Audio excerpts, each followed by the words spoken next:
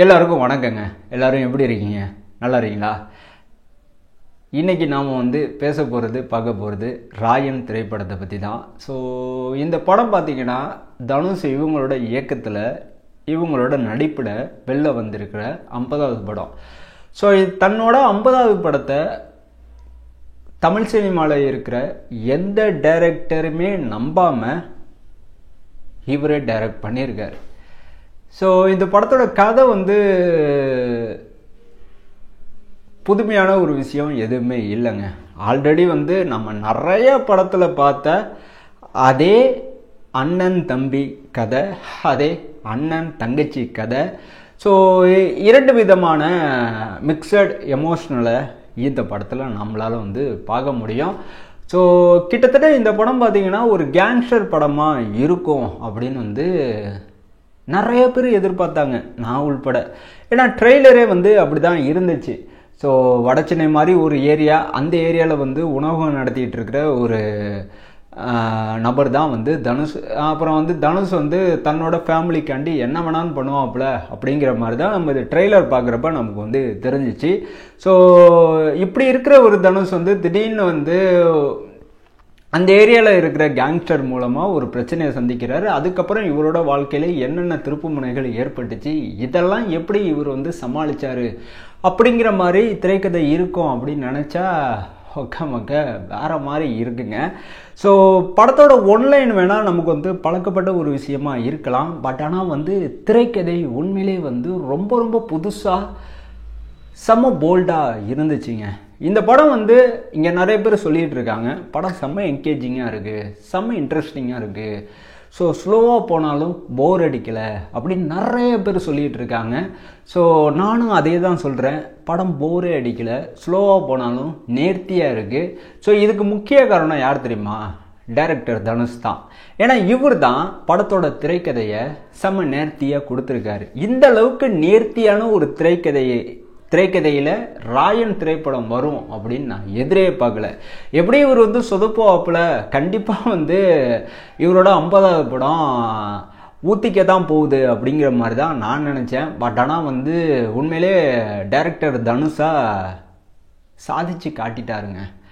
ஆனால் என்ன ஒரே ஒரு குறைன்னா, ஆக்டர் தனுஷ் இந்த படத்தில் பெருசாக வரவே இல்லை.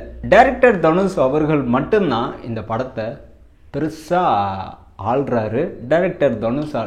ஆக்டர் தனுஷால் இந்த படத்தை ஆள முடியல. டைரக்டர் தனுஷ் மட்டும்தான் இந்த படத்தில் பெருசாக தெரிகிறாப்புல. ஸோ இந்த படத்தில் ஏஆர் ரஹ்மான் அவங்களோட பிஜிஎம் மிரட்டி விட்டாருங்க. இவரோட பிஜிஎம் பற்றி என்ன பேசுகிறது? So king of BGM Yuvan Shankar Raja அப்படின்னு நம்ம சொல்லுவோம். ஸோ ஹோலி மியூசிக் இண்டஸ்ட்ரிக்கே கிங்குனா அது ஏஆர் ரஹ்மான் தான்.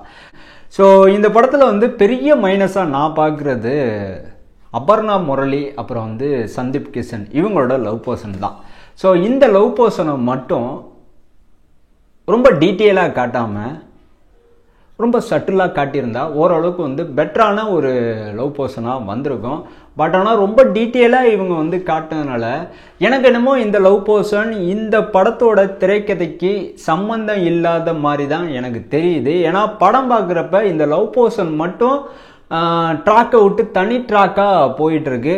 ஸோ கமர்ஷியல் ஃபார்மேட்டுக்காண்டி இந்த மாதிரி ஒரு விஷயத்தெல்லாம் படத்தில் டைரக்டர் தனுஷ் சேர்த்துருக்காரு அப்படிங்கிறது மட்டும் நம்மளால் புரிஞ்சிக்க முடியுது. பட் ஆனால் படத்தோட கதைக்கும் சந்தீப் கிஷன் அப்புறம் அபர்ணா மொழி இவங்க சம்பந்தமான லவ் பர்சன் தேவைப்படலைங்க. அதை கண்டிப்பாக எடுத்திருந்தா இன்னும் கொஞ்சம் படம் பெட்டராக வந்திருக்கலாம். பட் இந்த படம் எல்லாரோட நடிப்பையும் கண்டிப்பாக பேசும். ஏன்னா எல்லாருமே அவங்களோட வேலையை சிறப்பாக பண்ணியிருக்காங்க. செல்வராகவன் ஒரு சைடு மிரட்டுவார் அப்படின்னு எதிர்பார்த்தா, பட் ஆனால் சைலண்டாக மனசை பர்ஃபார்மன்ஸ் பண்ணியிருக்காரு. ஸோ இவரோட பர்ஃபார்மன்ஸு நாம் எதிர்பார்த்த அளவுக்கு இல்லை. அதே மாதிரி எஸ்.ஏ. சூர்யா இவரோட பர்ஃபார்மன்ஸு ரொம்ப ஆக்ரோஷமாக இருக்கும் அப்படின்னு நம்ம எதிர்பார்த்தோம். பட் ஆனால் ரொம்ப சைலண்டாக சட்டிலான ரொம்ப யதார்த்தமான ஒரு நடிப்பை இந்த படத்தில் எஸ் சூர்யா அவர்கள் கொடுத்துருக்காரு. ஸோ பிரகாஷ்ராஜ் வழக்கம் போல் இந்த படத்தில் வந்து சைலண்டாக தான் இருக்கார், பட் வைலண்டாக தெரியுது.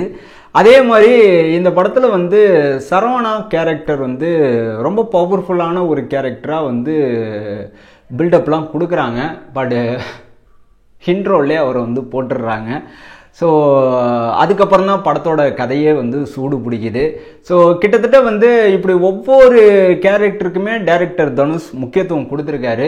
எங்கேயுமே எந்த கேரக்டருமே வந்து படத்துக்கு தேவையில்லை அப்படின்னு நம்ம வந்து சொல்லிட முடியாது. பட் லவ் போர்ஷன் மட்டும் தேவையே இல்லை அப்படின்னு என்னால் சொல்ல முடியும். ஏன்னா எனக்கு படம் பார்க்குறப்ப லவ் போர்ஷன் சுத்தமாக பிடிக்கல. ஸோ காளிதாஸ், ஜெயராமன் இவங்களோட பர்ஃபார்மன்ஸு ரொம்ப ரொம்ப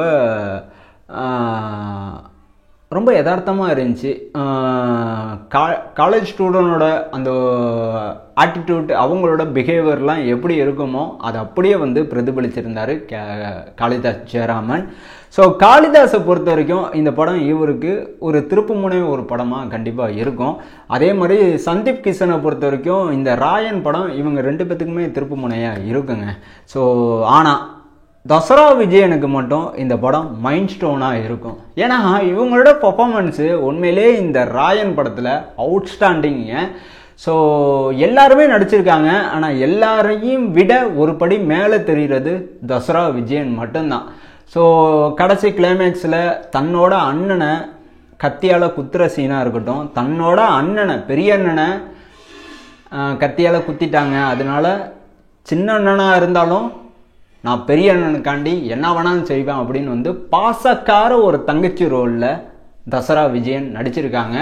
ஸோ நடிச்சிருக்காங்கன்னு சொல்கிறத விட உண்மையிலே வந்து மிரட்டியிருக்காங்க அப்படின்னு தான் சொல்லணும். ஸோ தசரா விஜயனுக்கு பொறுத்த வரைக்கும் இந்த ராயன் படம் உண்மையிலே வந்து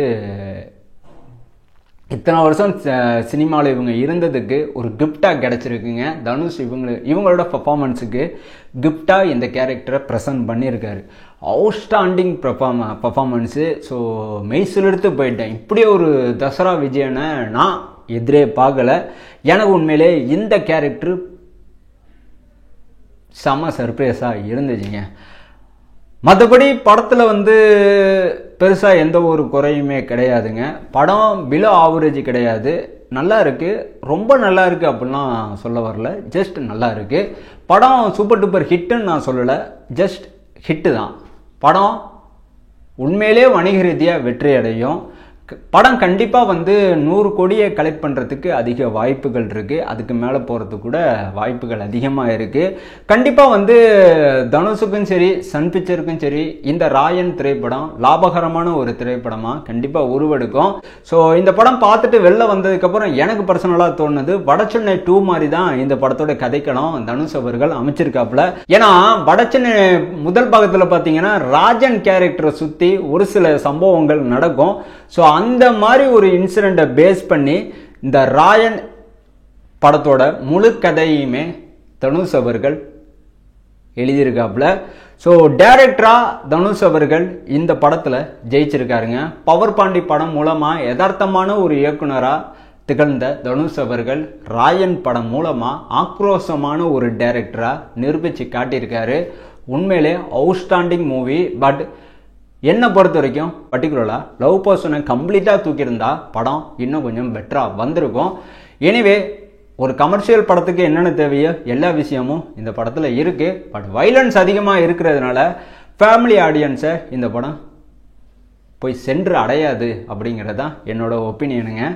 ஓகேங்களா? தேங்க்யூ.